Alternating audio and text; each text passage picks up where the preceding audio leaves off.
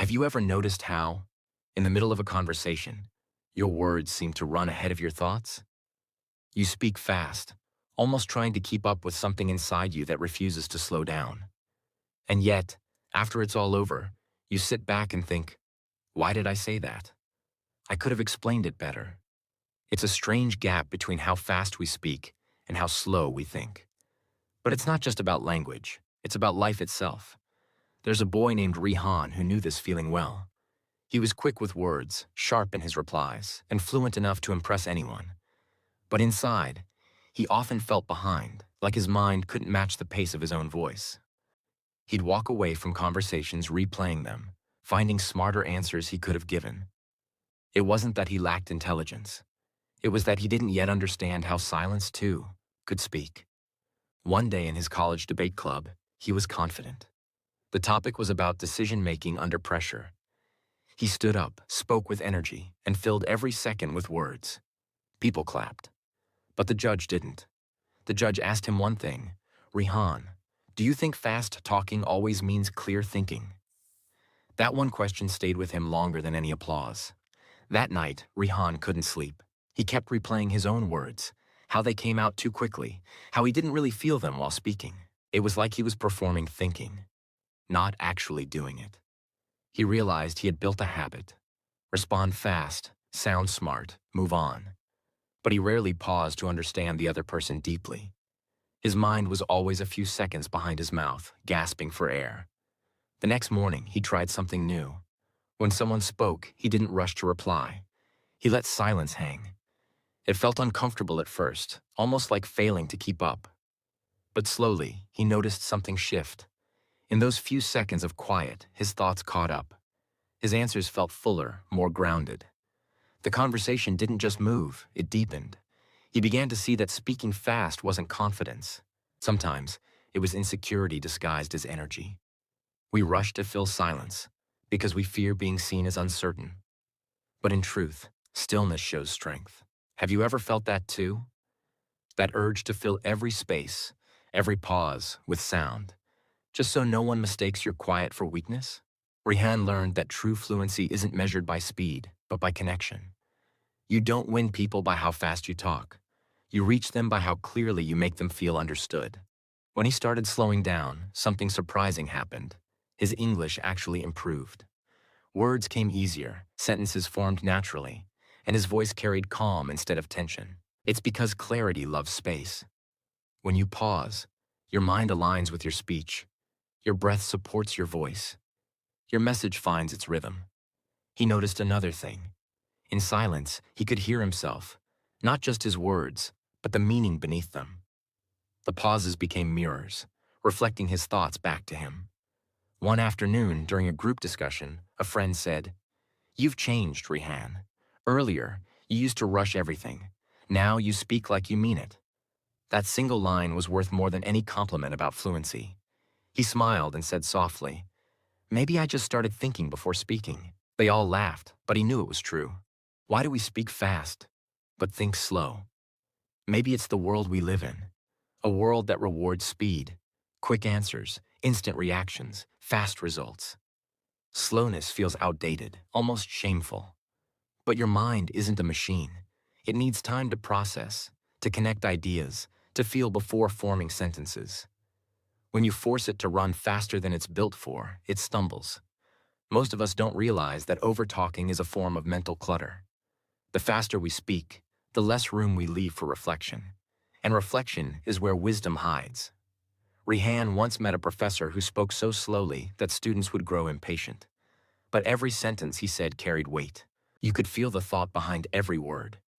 He didn't waste sound. He shaped it. That day, Rehan understood something powerful.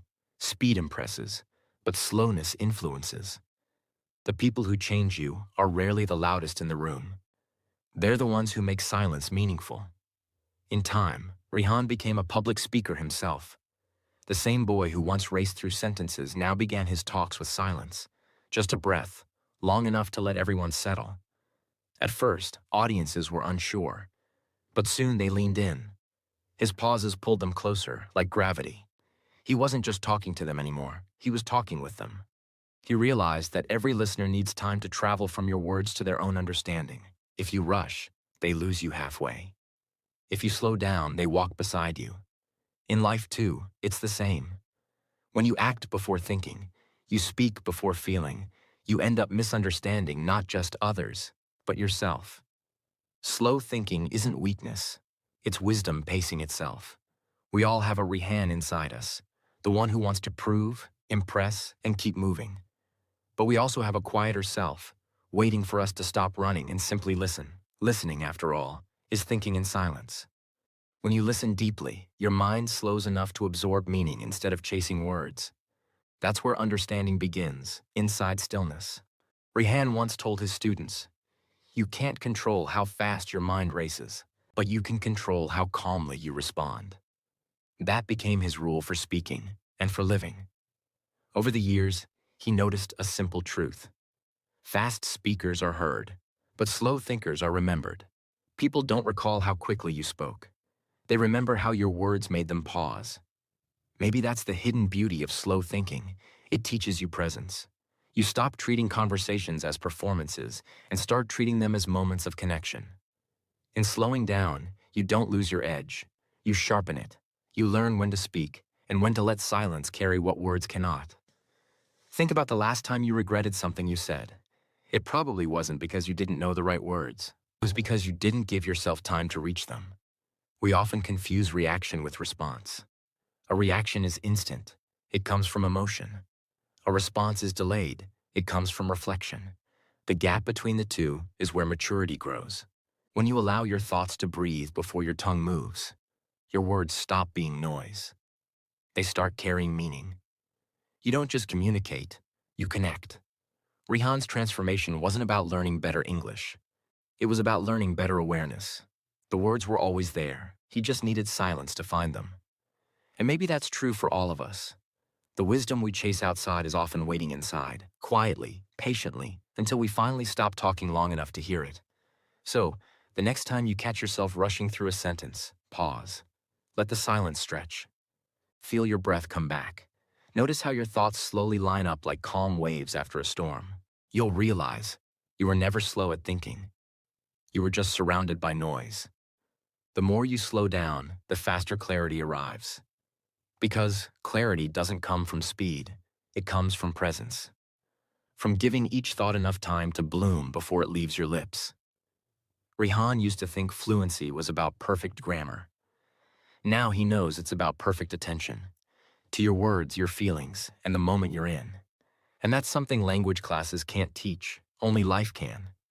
Maybe you're listening to this and thinking, I do that too. I talk fast, I overthink later. It's okay. That's how awareness begins. By noticing what you've been doing unconsciously for years. You don't need to change overnight. Just start with one thing. Pause before you reply. Even 2 seconds of silence can turn noise into meaning.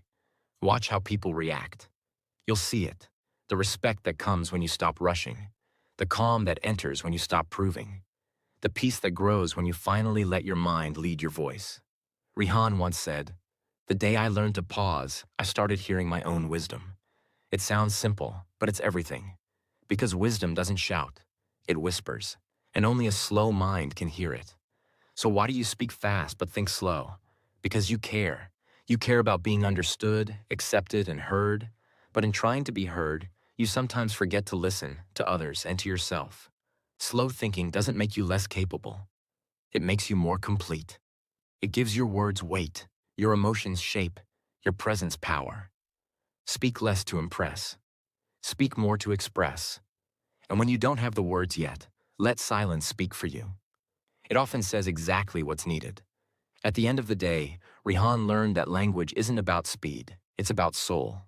When your voice follows your truth, even a few words can change everything.